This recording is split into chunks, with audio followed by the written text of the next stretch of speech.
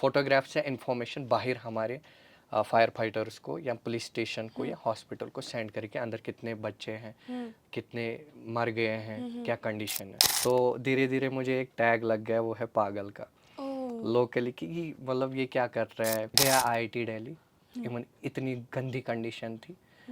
मैं थोड़ा सामने पैसों का अरेंजमेंट किया मेरे। इनोवेशन एक ऐसा आर्ट जो हमारे आइडियाज़ को इम्पैक्ट में बदलता है। एडवांस टेक्नोलॉजी से लेकर क्रिएटिव आर्ट तक, इनोवेशन शेप्स आवर वर्ल्ड।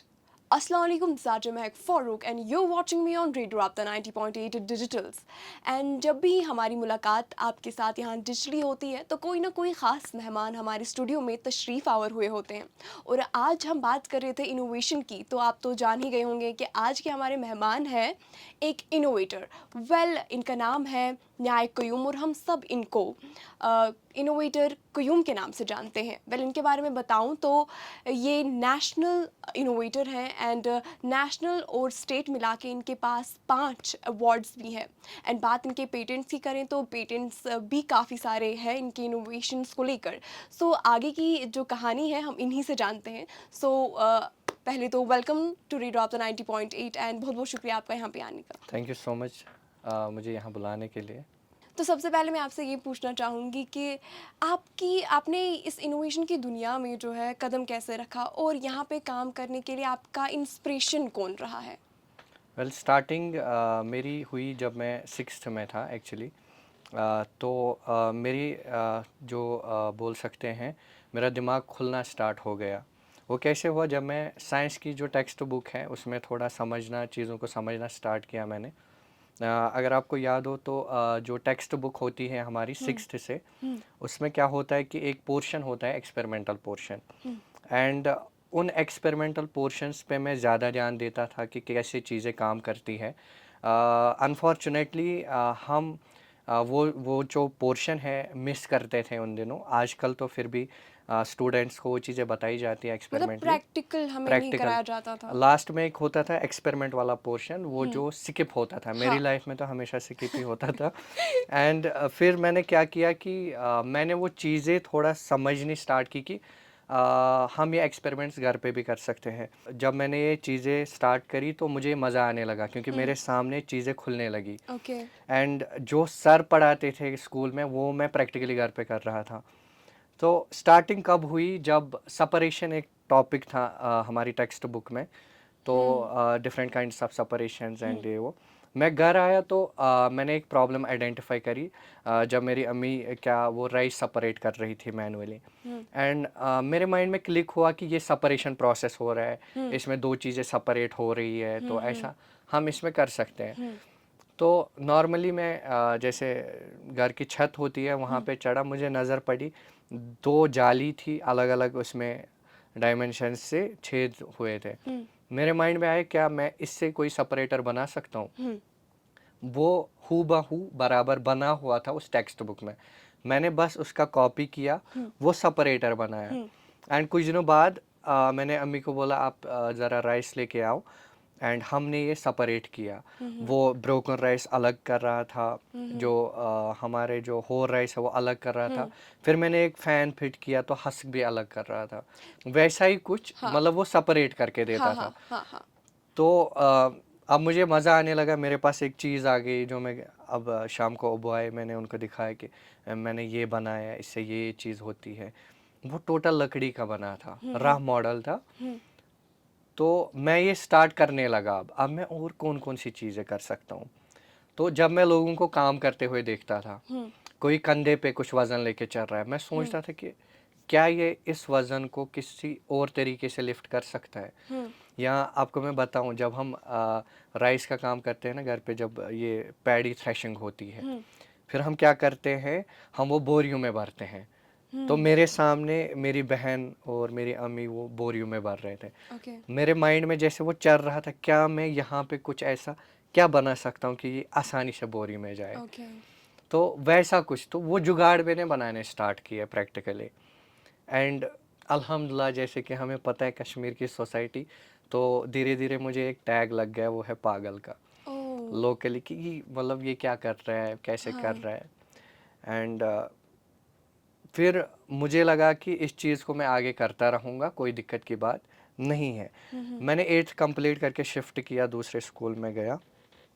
वहाँ पे पूरी मेरे सामने नई दुनिया थी। जब हम साइंस की टेक्स्ट बुक पढ़ते हैं, नए नए कॉन्सेप्ट्स पढ़ते हैं, तो मेरा दिमाग भी अकॉर्डिंगली खुलने लगा एंड एक्सपेरिमेंट पार्ट पे मैंने ज़्यादा होल्ड किया। एंड विद इन स्कूल मैंने कुछ एक्सपेरिमेंट्स भी करे जो काफ़ी अच्छे रहे। जैसे मैं आपको बताऊंगा, मैं स्कूल में था, SSM डूरू में मैं पढ़ रहा था। हमें हुआ एनवायरनमेंट डे प्रोग्राम हुआ हमारा एक, एंड वहाँ पे हम सारे बच्चे निकले बाज़ार में और हम चला रहे थे, beat the air pollution, beat the air pollution. शाम को जब मैं घर आया, मैंने बोला इस एयर पोल्यूशन पे कोई रियलिटी में काम हो रहा है, क्योंकि ये ग्लोबल प्रॉब्लम है। मेरी उतनी हैसियत नहीं है कि मैं इसके लिए कुछ कर सकूं, बट अपनी जगह मैंने सोचा क्या इस एयर पोल्यूशन पे कोई काम कर रहा है। मेरे पास इंटरनेट नहीं था, मेरे पास फ़ोन नहीं था, एंड मैंने बस इतना हमारे रिलेटिव एक थी, वो 12th में थी, एंड शी वाज लाइक आपको पता है ग्रीन एल्गी जो है ना, वो मोनोक्साइड को एब्जॉर्ब करती है। फिर मुझे पता चला कार्बन डाइऑक्साइड मोनोक्साइड भी है अबंडेंट, मतलब क्वांटिटी में, जो कि हमारे एनवायरनमेंट को पोल्यूट कर रहा है। तो मैंने एक एनओ क्लीनर करके एक मॉडल बनाया था, जिससे हम जो धुआं हुआ है, जैसे चिमनी से, ब्रिक चिमनी से निकलता है, गाड़ियों से निकलता है, वो उस फिल्टर से जो है पास होके, वो अगर उसमें मीथेन कंटेंट है वो एब्जॉर्ब हो जाए, अगर उसमें कार्बन मोनोऑक्साइड है उसको हम पाउडर फॉर्म में कन्वर्ट कर सकते हैं। तो एक सेपरेटर, एक फिल्टर लगा के, वो रोटेटिंग सेपरेटर लगा के उसमें एब्जॉर्ब हो रहा था। ये कॉन्सेप्ट उतना काम नहीं कर रहा था, ओके। बट स्टिल मेरे स्कूल ने मुझे सपोर्ट किया कि आपने बहुत बड़ी इनोवेशन की है। तो मैं भी खुशी हुआ, सपोर्ट मिला। अच्छा, 90% मास से भी अनडिस्कवर्ड है, पता नहीं कितने कितने एलिमेंट्स ऐड ऑफ होने हैं, कोर्स। बहुत सारी चीज़ें इसमें, या पोजीशन ऑफ हाइड्रोजन। मैंने बोला सर मैं इसका एक नया मॉडल दूंगा, कॉन्सेंट्रिक पीरियोडिक मॉडल। मैंने सर के सामने रखा, जिस पे मतलब मुझे स्कूल में भी थोड़ा बोला गया ये अब अच्छे से पागल हो गए। अब तो कश्मीर यूनिवर्सिटी जाने का मौका मिला, एंड वहाँ पे M.A. रिजवी सर थे, जिनको मैंने ये कॉन्सेप्ट बताया। मुझे नहीं पता थी, उनको पता थी कि ये चलने वाला नहीं है। बट स्टिल ही अप्रिशिएटेड, मैं इस पे बेटा काम करूँगा। अच्छा। आपने कैसे, मतलब मैं बिग बैंग के साथ इसको रिलेट करा था, बहुत सारी मैंने उनको बड़ी स्टोरी बोली, 1.5-2 घंटा, एंड ही वाज लाइक ना अब बहुत अच्छा काम करो। एंड वो जो आर्टिकल है वो पेपर में छपा, ओके। निकल के 11th में आ गया। मेरी मेरी जो जर्नी है वो कंटिन्यू रही, ओके। एंड 11th में अब मेरे पास एक प्रेशर पॉइंट भी था कि बेटा कुछ करना है, आपको बड़े होके इंजीनियर बनना है। अब आपने नॉन मेड ले लिया, उसके बाद 11th में ही मुझे एक अपॉर्चुनिटी मिलती है, मैं ज्ञान की तरफ से अहमदाबाद जाता हूँ। ओके। वहाँ पे मिलता हूँ मैं इंडिया के हर किसी IIT से एक एक बंदा था। वहाँ जब मैं IITian से मिल रहा हूँ, मुझे ये भी नहीं पता IIT क्या होती है। मैं उनसे मिल रहा हूँ, मैं उनसे कन्वर्सेशन कर रहा हूँ, एंड दे आर लाइक ऐसे ऐसे ऐसे। जब मैं वहाँ से घर आया तो मेरा दिमाग खुला कि असल में क्या हो रहा है इंडिया में, रिसर्च किस पोजीशन पे हो रही है, एंड मैं क्या कर रहा हूँ ग्राउंड लेवल पे। ये चीज़ है, मुझे कुछ बड़ा सोचना चाहिए। ओके। अब मेरा ड्रीम था मैं IIT में जाऊँ, बट पढ़ने में उतना मैं अच्छा नहीं था, मैं पहले ही बोलूँ। मैं ये 65% वाला बंदा हूँ अच्छा। इनिशियल से ही, बट अल्हम्दुलिल्लाह उस 65 से मैं IITs में, NIT में या IIM से भी पढ़ा हुआ हूँ। वो किस वजह से, इन्हीं इनोवेशन की वजह, इसी रिसर्च की, और आप बोले तो इसी पागलपन की वजह से, इतने बड़े बड़े और वी कैन से प्लेटफॉर्म, इसी जुनून की वजह इसी से। जुनून की वजह से। एंड थिंग वाज लाइक कि मैं अब इसमें करूँगा कुछ। तो IIT दिल्ली में मुझे एक अपॉर्चुनिटी मिलती है रोबोटिक्स एंड एम्बेडमेंट सी का एक कोर्स करने का। आप मानो मेरे हाथ में नया नया फ़ोन आया है, मुझे फ़ोन चलाना नहीं आता, लेकिन जो उस ज्ञान के प्रोग्राम ने मेरा दिमाग खोला था ना, रोबोटिक्स मेरे सामने थी, है क्या।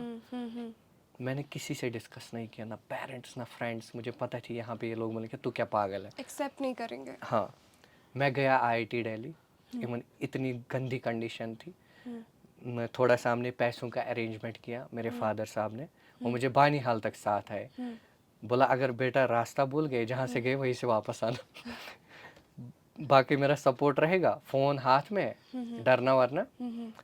मैं पहुंचा आईआईटी, लिटरली मैंने एक अलग दुनिया देखी। वहाँ क्या रिसर्च हो रही है, किस पे काम कर रहे हैं। मैंने रोबोटिक्स सीखी वहाँ पे 1.5 महीना। उनने मुझे एक किट गिफ्ट किया जिसमें रोबोटिक्स के पार्ट्स थे। मैं लेके आया, ठीक है। अभी जैसे मैंने आपको बोला कि 12th है, अब 12th ही दे दिया, अभी रिजल्ट्स की बारी है। एट द सेम टाइम मैं क्या कर रहा था, मैं रोबोटिक्स की मदद से एक फायर फाइटिंग रोबोट बना रहा था। कोई ऐसा रोबोट होना चाहिए जहाँ पे आग लगे वो रोबोट अंदर जाए। जो आज के स्टूडेंट्स मुझे देख रहे हैं ना, छोटे बच्चे, उनको पता है कि ये चीज़ आज हो रही है। वो रोबोट अंदर जाए, अंदर की फोटोग्राफ से इंफॉर्मेशन बाहर हमारे फायर फाइटर्स को या पुलिस स्टेशन को या हॉस्पिटल को सेंड करके अंदर कितने बच्चे हैं, कितने मर गए हैं, क्या कंडीशन है। मैंने जब उस पर काम किया तो मुझे एक हाइप मिली, क्योंकि हर कोई मीडिया वाला मेरे पास पहुंचा। अब जो ये कीड़ा है वो मुझे कभी बैठने नहीं देता था, नहीं मुझे करना है, इसी में कुछ करना है। अनफॉर्चुनेटली शाम के टाइम रिजल्ट आता है 12th का, खाने का टाइम था, सालन भी अच्छा खासा था, रिजल्ट आ गया। अब मैं क्या करूं, मैं किस चीज़ पे फोकस करूं, रिजल्ट पे करूं, घर वालों पे करूं, कि मैं अपने खाने पे फोकस करूं। सेम एज 95%, कोई दिक्कत की बात नहीं थी 95%। बट परेशानी तब हुई जब मेरे फ्रेंड के, ये सॉरी मेरे 65% है। ओके, परेशानी तब थी जब मैं मेरे बोलने फ्रेंड, वाली थी कि 95% बहुत जब ज़्यादा होते हैं। अस्तगफुरुल्लाह, जब मेरे फ्रेंड के कितने थे, 85 के कुछ थे उनके। सो आपके 65 आए थे और हाँ, उनके 80 प्लस। 85 प्लस थे। ओके। अब ये बंदा मेरे घर पे फ़ोन करता है, मेरे इतने मार्क्स आए, इसके कितने आए। भाई इस टाइम तो फ़ोन नहीं करना था एटलीस्ट। तो दिक्कत हो गई। घर वालों ने फैसला किया कि इसको ये चीज़ नहीं करने देंगे हम। घर वालों का मतलब उस ज़्यादा टाइम सपोर्ट नहीं रहा उस टाइम पर। कहाँ कैसे रहता, मेरे मार्क्स ही वैसे थे। ओके। मॉरली उन्होंने सपोर्ट करा, लेकिन बोला ये चीज़ बंद करे, ये तोड़ो, ये कचरा वचरा क्या रखा है यहाँ पे। ओके। एंड मैं टोटली डिमोटिवेट हो गया। एंड फिर मुझे अपने मेंटर एक है, उन्होंने बोला कि आप इंजीनियरिंग में जाओ। मुझे उतना आइडिया नहीं था इस चीज़ का। फिर वही 85 वाला बंदा जो है मेरा फ्रेंड, उसने बोला चल इंजीनियर बनते हैं, हम श्रीनगर कोचिंग करेंगे। मैं इसलिए जा रहा था क्योंकि मेरा फ्रेंड जा रहा था उधर। एंड आई वाज लाइक चलो इंजीनियर बनते हैं। मैंने वहाँ पे अच्छे खासे इंस्टीट्यूट में कोचिंग भी करी, उधर भी मुझे स्कॉलरशिप मिली। एंड दे वर लाइक आपकी रिसेंटली एक न्यूज़ कटिंग आई है ना ग्रेटर कश्मीर पे। एंड आई वाज लाइक हाँ। बोला कि ठीक है, अब तो हम बहुत कम फीस पे पढ़ाएंगे। अब ये कोचिंग करते टाइम ही मुझे और एक अपॉर्चुनिटी मिलती है सेम आईआईटी दिल्ली से, आप आ जाओ और एक कोर्स करो। मैंने वो चीज़ छोड़ी, कोचिंग। मैंने बोली ये मेरे से नहीं होगा। मैं नहीं बोल रहा कि सभी को आप छोड़ो, मुझे अपनी पता थी कैपेबिलिटी। मेरे में एक प्रॉब्लम थी, मेरी नॉलेज किस में है, एक्सपेरिमेंट में। मैं पैशनेटेड था मशीनों को लेके, वो चीज़ें मेरे सामने हो रही थी। अब मैंने अच्छे से पढ़ा, गुड परसेंटेजेस मैंने अल्हम्दुलिल्लाह वो क्वालिफाई किया एंड डिग्री कंप्लीट करी। आपके कितने पेटेंट्स हैं? मैं आपको बताता हूँ, जो वो थे ना एक्सपेरिमेंट्स एंड वो क्लीनर, वो इनोवेशंस नहीं है। फिर मुझे समझ आया कि भाई जो चीज़ दुनिया में नहीं है या जो अगर एग्जिस्टिंग है उसमें आप कुछ एड ऑन कर रहे हो, वो इनोवेशन है। अगर नहीं है आप बना तो इन्वेंशन है। दैट मीन मेरे पास कुछ ऐसा प्रोडक्ट होना चाहिए जो वायबल भी हो और मेरा खुद का हो एंड मेरे नाम का हो। हाँ। इंजीनियरिंग के दौरान मेरे को स्किप हो गया था, इंजीनियरिंग के दौरान मुझे अपॉर्चुनिटी मिलती है, एनआईटी श्रीनगर से मुझे कॉल आती है कि आपके पास अगर कोई प्रोडक्ट है, हम आपका प्रोडक्ट मिनिस्ट्री तक लेंगे। Okay. Are you ready for that? And I was like why not, I was waiting for it. And मैंने वो रिसर्च प्रोडक्ट जो है 2 साल में बनाया। बीटेक भी कर रहा था, एनआईटी में रिसर्च भी कर रहा था एट अ टाइम। एंड मेरे लिए अच्छी बात थी क्योंकि मुझे मौका नहीं मिला था एनआईटी में पढ़ने वढ़ने का ऐसे। तो अब मैं एनआईटी में रह के रिसर्च कर रहा था। वो फिर हमने वो प्रोजेक्ट भी कंप्लीट किया एंड स्टार्टअप स्टार्ट किया अपना, तब स्टार्टअप इंडिया स्टार्ट हो गया था। 22 में हमने क्या किया, अपनी कंपनी इस्टेब्लिश करी एंड ये थीम रखा कि जो हमारे ग्रोअर्स हैं यहाँ पे, वॉलनट ग्रोअर्स, एप्पल ग्रोअर्स, इनको कौन कौन सी दिक्कतें होती है, हम अपनी इनोवेशन से इनके लिए क्या कर सकते हैं। हर साल 60 to 65 डेथ्स होती है जब हार्वेस्टिंग सीजन स्टार्ट होता है। ओके। वॉलनट हार्वेस्टिंग, पेड़ों पे गिर के जान जाती है लोगों की। अगर कोई बचता भी है, उसका जो स्पाइनल टूट जाता है तो वो अपाहिज हो जाता है। उसके लिए एक कंपनी के साथ हमने एक सेफ्टी बेल्ट किट बनाया। उस पे मैंने विदाउट किसी की फंडिंग यहाँ पे कश्मीर में फेमस रेस्क्यूअर को बुलाया, और एक मैम है हमें मुंबई से, उनकी सपोर्ट से हमने ये जो प्रोग्राम्स हैं हर डिस्ट्रिक्ट में करे, अवेयरनेस प्रोग्राम्स। फिर मुझे लोगों ने ही बोला कि आप ये मशीन लाओ मार्केट में। जैसे वॉलनट पीलर है हमारा, आज एक पिलर वॉशर मार्केट में है, वॉलनट क्रैकर सेग्रीगेटर है, गिरी ग्रेडर है। मैं टोटल वॉलनट में गुस्सा, हमारे वॉलनट को क्यों नहीं है आगे रेट्स, क्यों हर साल न्यूज़ आती है कि वॉलनट का रेट नहीं है, एप्पल के रेट्स डाउन हो गए, क्यों? क्योंकि प्रेजेंस हमारे प्रोडक्ट की नहीं है। क्वालिटी वाइज हमारा वॉलनट सबसे बेहतर है दुनिया में। मैं दुनिया की बात कर रहा हूँ, चाहे ऑयल कंटेंट हो इसमें या जो भी चीज़ें इसमें होती है। अब कुछ खुदगर्ज ग्रोवर भी है, वो केमिकल या एसिड में इस वॉलनट को धोते हैं इसकी शाइन के लिए, एंड वो वॉलनट जाता है बाहर। थिंक वंस, आप एक वॉलनट अपनी सेहत को बढ़ाने के लिए कंज्यूम कर रहे हो and you don't know even कि इसमें केमिकल्स है और इन टर्न वो आपको हेल्दी नहीं, आपको अनहेल्दी बना रहा है। ये तो मार्केट में बात फैल नहीं थी, ये लोगों को ऑलरेडी पता चला, इसकी वजह से भी मार्केट डाउन हो। So tell me about this thing कि आपके जो इनोवेशंस हैं, तो आपने किस फील्ड को चुना है अपने इनोवेशंस पहले में? मैंने टारगेट किया वॉलनट। ओके। लकीली मुझे उतना बिजनेस पता नहीं थी। आई गॉट अ चांस कि मैं इंडिया के बहुत अच्छे इंस्टीट्यूट IIM जम्मू से पढ़ूं। वहाँ मैंने प्रोजेक्ट मैनेजमेंट, बिजनेस मैनेजमेंट करा आफ्टर बीटेक।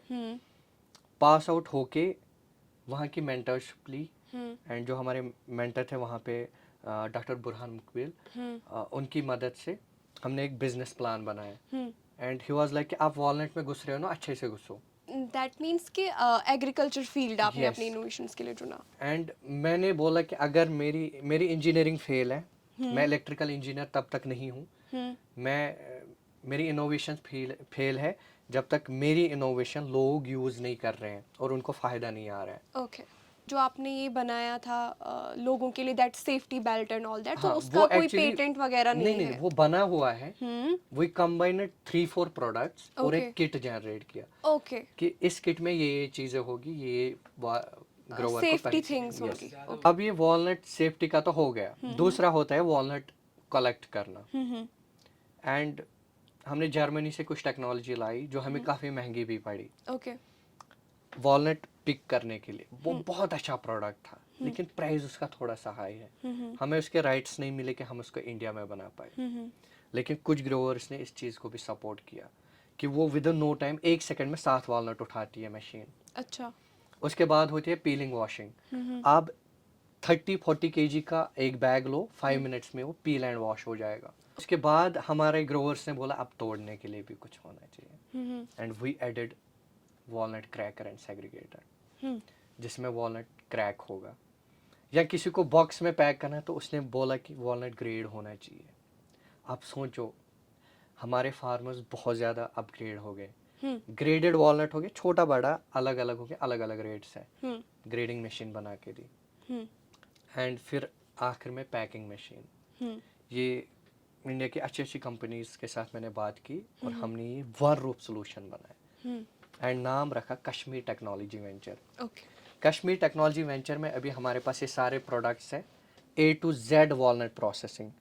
एंड जब स्कीम आई HADP जैसी स्कीम्स, अब ग्रोअर्स सब्सिडी पे ये यूनिट्स हमसे लेते हैं, A to Z processing units. So ये अभी मार्केट में है। हाँ, चल रहे Okay. हैं, लोग यूज़ कर रहे हैं। सो कितने ऐसे अब आपके इनोवेशंस हैं जिनसे आपको पेटेंट, जिनका हाँ आपने हाँ, मैं पेटेंट लिया हुआ पेटेंट्स की है? भी बात करूँ, अभी मैं मार्केट प्रोडक्ट्स की बात कर रहा हूँ। फिर हमने एप्पल सेक्टर को पकड़ा, कुछ इनोवेटर्स ने एप्पल में काम किया था, उनके साथ टाई अप करा। एप्पल हार्वेस्टिंग पे मशीनें कुछ अभी आ रही है मार्केट में, सेब उतारने वाली मशीन, जल्दी वो मार्केट में होगी। या मेरी खुद की एक इनोवेशन है, मल्टीपर्पज़ फ्रूट ग्रेडर, जिस पे मुझे फंडिंग पंजाब एग्रीकल्चर यूनिवर्सिटी ने दिया था फॉर प्रोटोटाइप डेवलपमेंट। हम इसकी मशीन का प्रोटोटाइप बनाए। पंजाब एग्रीकल्चर यूनिवर्सिटी की मदद से मैंने ये प्रोडक्ट को बनाया, मार्केट में अभी डालने वाले हैं। एड ऑन उसमें अभी हो गया। एड ऑन ये हुआ, हमारा जो वॉलनट ग्रोअर है वो एप्पल ग्रोअर भी है। मैक्सिमम जिनके पास वॉलनट्स है उनके पास एप्पल्स है, जिनके पास एप्पल के बाग हैं उनके पास वॉलनट्स भी। वो ये एप्पल ग्रेडिंग से वॉलनट भी ग्रेड कर सकते हैं। ओह। अब ये 2-in-1 मशीन एक रेवोल्यूशन ला सकती है। हमारे जो जितनों को हमने मशीनें दी है ना, वो हमें दुआएं देते हैं। और लिटरली कभी मैं ऐसी चीज़ अपने सोशल मीडिया पे चढ़ाता हूँ, फिर फ़ोन कॉल्स बहुत आते हैं। आज इतना लोगों का सपोर्ट है, मैं फिर मतलब मेरे पेरेंट्स के सामने स्पीकर पे फ़ोन रखता हूँ जब कस्टमर दुआएं देते हैं, आपने ये किया, आपने बहुत अच्छा काम किया। अरे आपकी एक मशीन 4-4 काम कर रही है। यहाँ पे बाहर से जो मशीनरीज आती है ना, आउटसाइड कश्मीर के, बहुत महंगी आती है। अगर कोई मशीन बाहर से है वो 3 लाख की है, मैं कश्मीर में रह के उसको 80-90,000 में कस्टमर को रेडी करके दे सकता हूँ। हमारा मेन टारगेट है कि हमें सोसाइटी के लिए कुछ करना है। एंड रिसेंटली एक चीज़ हुई थी हमारी मशीन को लेके, कि कहीं पे बोला कि ये पोल्यूशन कर रही है। हमारा जो पीलर वॉशर है ना, पानी निकल रहा है। एक कस्टमर, वो हमारी गलती तो नहीं हो सकती, एक कस्टमर ने क्या किया, इसका जो आउटलेट है वो पानी में डाल दिया। वो भी मेन स्ट्रीम में, और वो पानी जा रहा था फिशरीज डिपार्टमेंट था कि कुछ था वो, वहाँ पे उनको दिक्कत हो गई। अब जब हम मशीन देते हैं, हम इंस्ट्रक्ट करते हैं कि इसके लिए आप एक पेट होल या कुछ भी गड्ढा बनाओ, उसमें ये वेस्ट डालो। लेकिन कुछ कस्टमर्स क्या होते हैं, वो अपना फ़ायदा सोचते हैं। वही बात है ना, टेक्नोलॉजी हमारे पास है, लेकिन it's up to we people कि हम उसका किस तरीके से इस्तेमाल यूज़ करेंगे। करें। मैंने इस चीज़ पे सोचा कि ये तो वेस्ट है, आपकी और मेरी नज़र में वेस्ट है, लेकिन कुदरत की नज़र में ये वेस्ट है। अल्लाह की हर बनाई चीज़ फ़ायदेमंद है। जो इंसान ने बनाया वो फ़ायदेमंद नहीं भी हो सकती। अल्लाह पाक की हर एक चीज़ फ़ायदेमंद है। उनने वॉलनट बनाया, फ़ायदेमंद।